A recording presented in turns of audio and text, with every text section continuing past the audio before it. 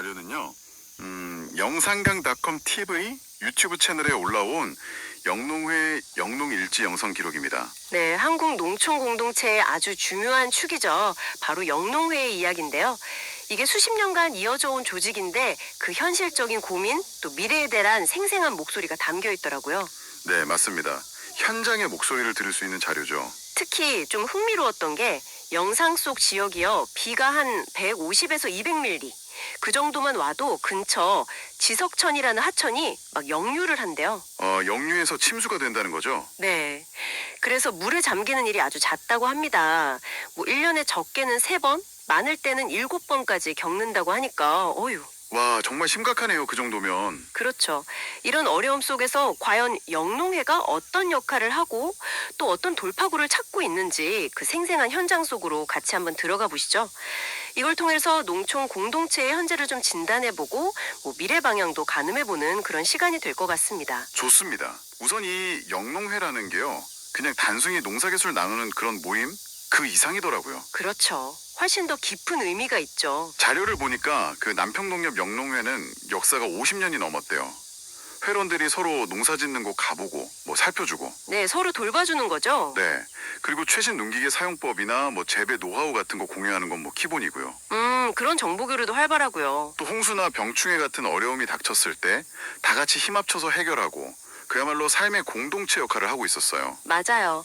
서로 의지하면서 어려움을 헤쳐나가는 아주 중요한 기능을 하는 거죠. 네네. 하지만 동시에 영상은 좀 만만치 않은 현실적인 도전들도 보여줍니다. 어떤 점들이 있었나요? 아까 말씀하신 그 지석천 역류 문제만 해도요.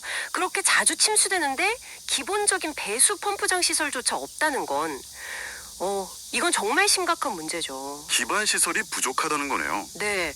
그리고 여기에 더해서 농촌의 고령화 문제가 아주 극명하게 드러납니다. 아, 고령화요? 네. 그 영상에서도 나오는데 비료 한 포대 드는 것조차 힘에 부치는 어르신들이 많다는 이야기가 나와요.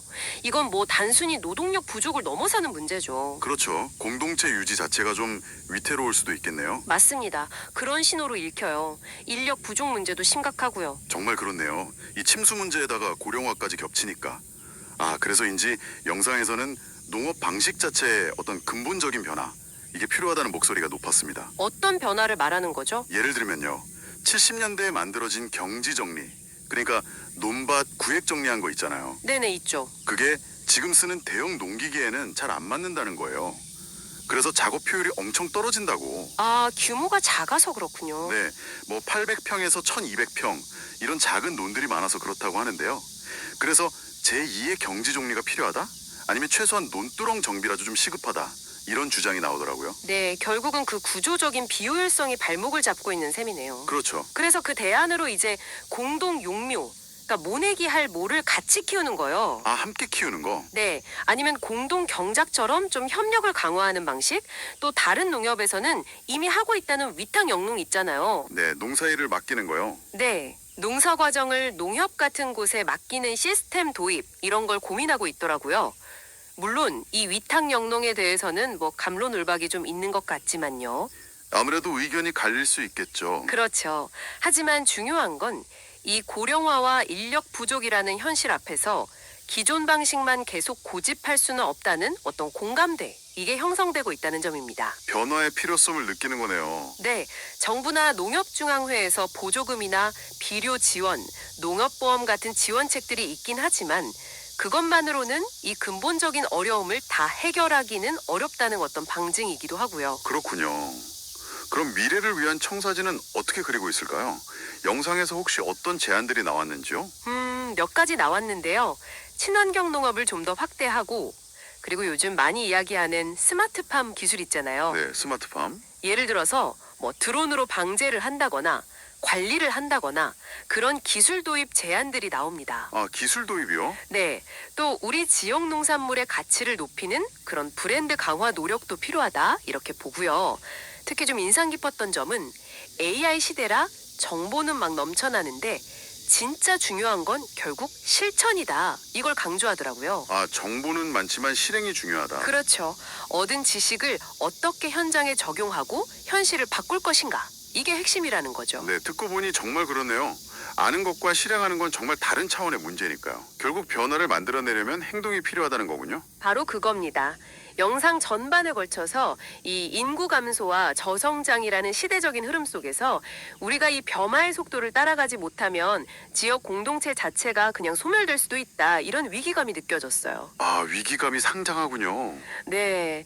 과거처럼 뭐 정보를 독점하거나 농민들을 그냥 수동적인 존재로 보는 그런 시각에서 벗어나서 진정으로 함께 지역과 이웃을 살리는 길을 찾아야 한다. 이런 절박한 외침으로 들렸습니다. 협동조합의 본래 정신을 다시 살려야 한다는 말씀이시군요. 네, 맞습니다. 그걸 다시 한번 강조하는 거죠. 오늘 저희가 살펴본 이 자료는요. 한국농촌의 영농회가 단순한 농업 생산 조직을 넘어서서 지역사회를 지탱하는 아주 중요한 공동체라는 걸 명확히 보여줬습니다. 네, 그 역할이 분명하죠. 하지만 동시에 고령화, 심각한 인력 부족, 또 기후변화로 인한 재해, 특히 침수 문제요. 그리고 시대에 좀 뒤떨어진 농업 구조라는 이런 복합적인 문제에 직면해 있다는 것도 저희가 확인할 수 있었고요. 그렇죠. 그리고 이제 이 문제들을 해결하기 위해서는 단순히 개별 농가의 노력만으로는 부족하고 시스템 개선이라든지 아니면 스마트팜이나 드론 같은 새로운 기술을 좀 적극적으로 도입한다든지 네, 시스템과 기술. 그리고 무엇보다 공동체 정신을 다시 회복하고 변화를 두려워하지 않는 그런 자세가 필요하다는 점을 이 자료는 아주 힘주어 말하고 있습니다. 정부, 농협, 농민 모두가 정말 머리를 맞대고 미래를 준비해야 한다. 이런 강력한 메시지죠. 네, 모두의 노력이 필요하다는 거군요. 오늘 이야기를 마무리하면서 이런 질문을 한번 던져보고 싶습니다. 네, 어떤 질문이신가요? 영상에서도 언급됐듯이 AI 시대에는 정보 접근성이 크게 향상되겠지만 과연 AI나 로봇 같은 이런 자동화 기술이 농촌의 고질적인 문제인 고령화 그리고 극심한 인력 부족 문제를 얼마나 또 어떻게 실질적으로 해결해 줄 수 있을까요? 정말 중요한 질문이네요. 기술의 역할과 한계에 대한 고민이 필요하죠. 네. 그리고 만약 이런 기술 도입이나 시스템 변화가 우리가 기대하는 것만큼 혹은 필요만큼 충분히 빠르게 이루어지지 못한다면 한 10년, 20년 뒤 우리 농촌 공동체는 과연 어떤 모습일지 한번 상상해 보는 것도 의미 있지 않을까 싶습니다.